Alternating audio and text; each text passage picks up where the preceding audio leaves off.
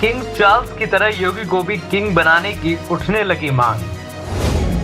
क्या योगी आदित्यनाथ को भी बना देना चाहिए हिंदू देशों का सम्राट? उधर किंग चार्ल्स 15 देशों के सम्राट बने, इधर योगी आदित्यनाथ को राजा बनाने की उठ रही मांग।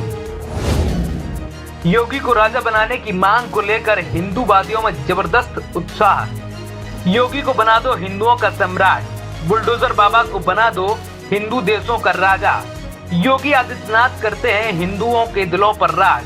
अब योगी आदित्यनाथ बनेंगे हिंदू देशों के सम्राट। ये वो अल्फाज हैं जो किंग चार्ल्स को औपचारिक रूप से राजा बनाने के समय पर इंडिया में सुनाई दिए गए। ब्रिटेन में 100 देशों के राष्ट्राध्यक्षों की मौजूदगी में किंग चार्ल्स को सम्राट वाला ताज पहनाया गया और इधर इंडिया में योगी आदित्यनाथ को हिंदुओं का सम्राट घोषित करने की मांग उठने लगी। न सिर्फ योगी आदित्यनाथ के समर्थक बल्कि हर सनातनी योगी आदित्यनाथ में अपने राजा की छवि देखने के लिए उत्सुक हो उठा है। इसे योगी आदित्यनाथ की बढ़ती लोकप्रियता का ही प्रतिफल कहें कि उनका ओहदा अब ब्रिटेन के राजा से भी बड़ा आंका जा रहा है। प्रिंस चार्ल्स भले ही 15 देशों के सम्राट बन गए हों, लेकिन योगी आदित्यनाथ की छवि पूरी दुनिया के लाखों करोड़ों सनातनियों के दिल में जगह बनाई गई है।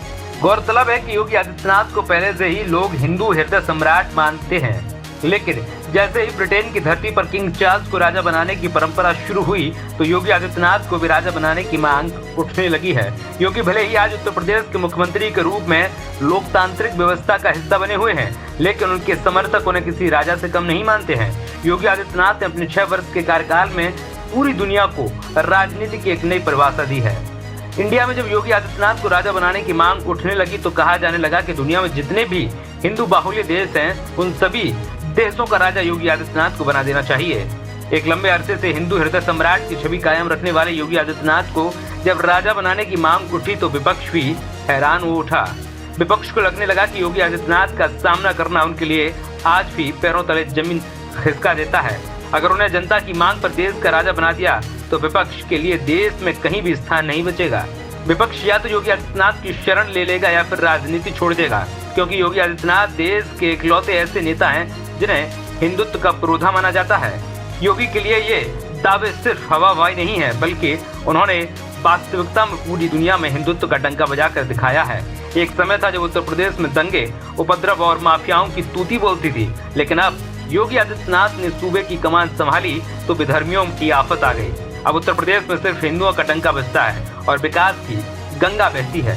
यही कारण है कि ब्रिटेन में जब किंग चार्ल्स का राजतिलक समारोह चल रहा था तो उन्हें इंडिया में योगी आदित्यनाथ का नाम भी लोगों की जुबान पर छाया हुआ था। कोई योगी की तारीफ में सोशल मीडिया पर एक्टिव हो गया तो कोई आम चर्चाओं में उनकी तारीफों के पुल बांधने लगा। योगी आदित्यनाथ के लिए ऐसी चर्चा आज नहीं बल्कि जब वह एक सन्यासी के रूप में गोरखपुर में अपना जीवन व्यतीत कर रहे थे तब से भी लोग उनका नेतृत्व क्षमता के कायल थे। वाले बस्ता से ही योगी आदित्यनाथ के अंदर एक कुशल प्रशासक की छवि दिखाई देती थी, जिसका उदाहरण उन्होंने एक बार छात्र जीवन में गोरखपुर में उपद्रवियों के खिलाफ आवाज बुलंद करके पेश किया था। उस समय शायद ही गोरखपुर ने सोचा होगा कि एक दिन योगी आदित्यनाथ उत्तर प्रदेश जैसे देश के सबसे बड़े सूबे के मुख्यमंत्री बनेंगे। गोरखपुर उस समय और अधिक गौरवान्वित हुआ जब योगी आदित्यनाथ को हिंदू देशों का राजा घोषित करने की मांग उठने लगी। अगर आप भी योगी आदित्यनाथ को हिंदू देशों का राजा बनाए जाने की मांग को लेकर समर्थन करते हैं तो अपनी राय हमें कमेंट बॉक्स में जरूर बताइएगा। Bureau report, KNF today.